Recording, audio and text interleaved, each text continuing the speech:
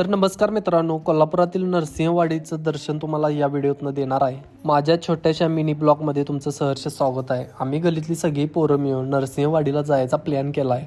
आमच्या गावातनं 50 ते 60 किलोमीटर अंतरावर असलेले नरसिंहवाडी हे गाव 1.5 ते 2 तासाच्या अंतरावरती असून इथं जायला आम्हाला 2 व्हीलर किंवा 4 व्हीलरने जावं लागतं. 7 ते 8 पोरं असल्यामुळं आम्ही 2 गाड्या करून गेलतो. एका गाडीत 4 आणि दुसऱ्या गाडीत 4 असं मिळून 8 जण गेलेलो आहे. या व्हिडिओतनं तुम्हाला दाखवतो काय काय आम्ही एन्जॉय केला आहे, काय काय आम्ही घटना घडल्यात, पोरापोरांची भांडणं पण झाल्यात. या व्हिडिओतनं तुम्हाला सांगणारच आहे. आमच्या गाडीतला आहे विशाल पाटील पण नंतर गाडी चालवणार आहे आणि गाडी चालवताना तो एकदा भिला आहे, ते तो पण तुम्हाला या व्हिडिओतनं दाखवतो. तावडे हॉटेलच्या पुढे गेल्यानंतर विशाल पाटीलनं गाडी घेतली. तावडे हॉटेलपासून तासभर लागतो इथून जायला.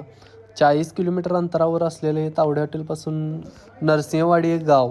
तावडे हॉटेलच्या पुढे आल्यानंतर आमची दुसरी गाडी वेन्यू गाडी आहे. त्या गाडीत आमची पोरं पण भरपूर आहेत आणि ती आमची दुसरी गाडी लगेच आमच्या पाठीमागनं आली.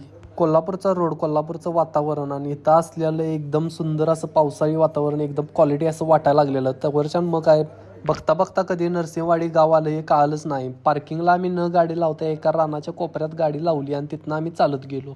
कारण नरसिंहवाडीत पार्किंगचा एवढा काही विषय नसतो. कुठे जरी गाडी लावली तरी अगदी घळघळीत वाणी गाडी बसत्या. पार्किंगला आणि टोनला काय पैसे गेले नसल्यामुळे पोरं अगदी खुश होती. तिथं गेल्यानंतर त्याच पैशाची बासुंदी प्यायचं हे आमचं ठरलं.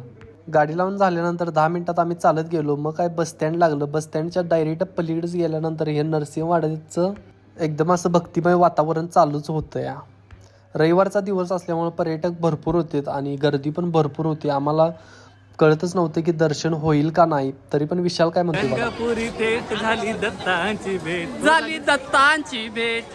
तिथून मग चला पुढं म्हटलं जाऊया दर्शनाला. मग काय चप्पल रांगेत ठेवूया म्हटलं. मग काय पोरं काय ऐकतात वय. रांगेत ठेवत असताना सगळ्याला गडबड करतात. चोरीला व्हायला नको एवढंच होतं सोडा. चप्पल ठेवून झाल्यानंतर पोरं डायरेक्ट सुसाट गेलीत नदीकडं. तवरच्या बघता आली पर्यटकांची नाव.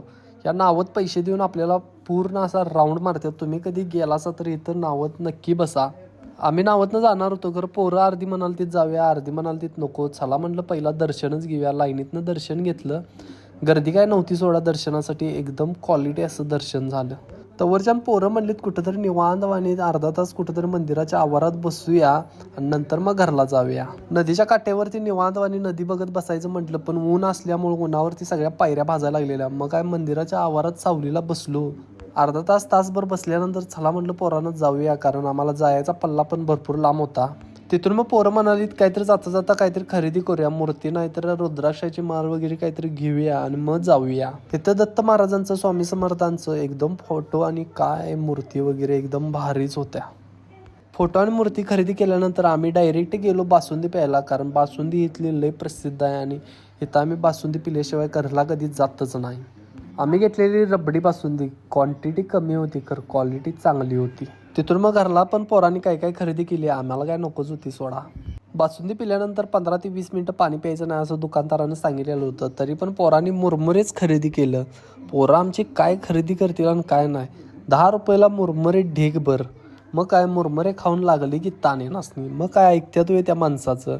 बासुंदीवर पाणी लगेच पिलं या आणि मुरमुरे खरेदी करून सगळ्या वाटणं खात चाललेले. सगळी माणसं बघायला लागलेली. नेमकं दर्शनाला आल्यात का मुरमुरे घ्यायला आल्यात. मुरमुरे घेऊन आणि तिथं शॉर्ट व्हिडिओ करायला लागलेली. चला म्हटलं गाड्या कावड्या एकापेक्षा एक इथं माणसं लागलेलीत गडबड करायला.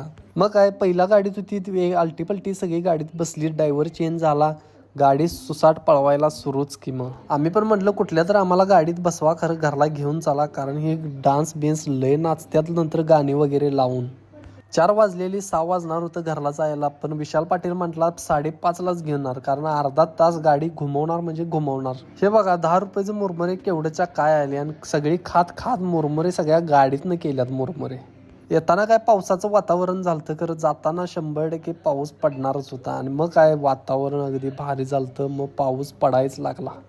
पाऊस आणि 4 व्हीलर आणि पावसाळी गाणी काय वाटते माहिती आहे, एकदम बेस्ट फील येते भावा.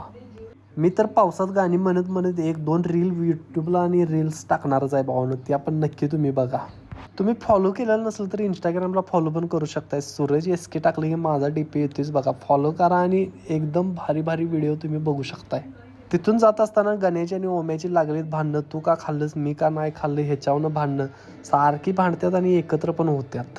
विशाल म्हटला ग बसा, नाही तर दोघंच्या दोघं गाडीतनं खाली उतरा, कारण मला इथं आजूबाजूला काय दिसेना झाले. कारण विशालला जरा दिसायचा प्रॉब्लेम आहे हो, दिवसाचं त्याला दिसत नाही, रात्रीचं अगदी क्लिअर दिसतं या. तावडे हॉटेल रोडला लागलो तवरच्यानं ओम्या असा आला सनप्रूफमधनं बसून वेन्यूमधनं लागल्याला रुबाब करायला.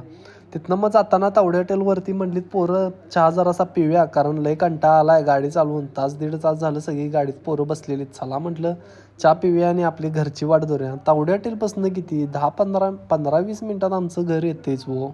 चहा पिऊन झाल्यानंतर मी पण वेळेने गाडीमध्ये बसलो. चला म्हटलं मला पण नव्या गाडीत बसायचं आहे, कारण आत्ताच महिनाभर झाल्यात गाडी घेऊन. आणि मस्तपैकी वर चढलो सनप्रूफमध्ये, इकडे तिकडे आनंद घेत व्हिडिओ लागलेलो करायला. सगळ्या कोल्हापुरातनं सगळी माणसं लागलेली तोंडाकडे बघायला. असू द्यात म्हटलं बघू द्यात, पण आपण व्हिडिओ करायचाच उभा राहून. एकदम क्वालिटी वाटायला लागलेलं. आणि तावडे हॉटेलच्या कमानीजवळ आलतो आपल्या कोल्हापूरच्या. आई शपथ, कोल्हापूरची कमान नाही पण एक नंबर वाटायला लागलेलं. तर मित्रांनो, व्हिडिओ बघितल्याबद्दल धन्यवाद आणि असंच व्हिडिओ बघण्यासाठी सबस्क्राईब नक्की करा. Thank you so much.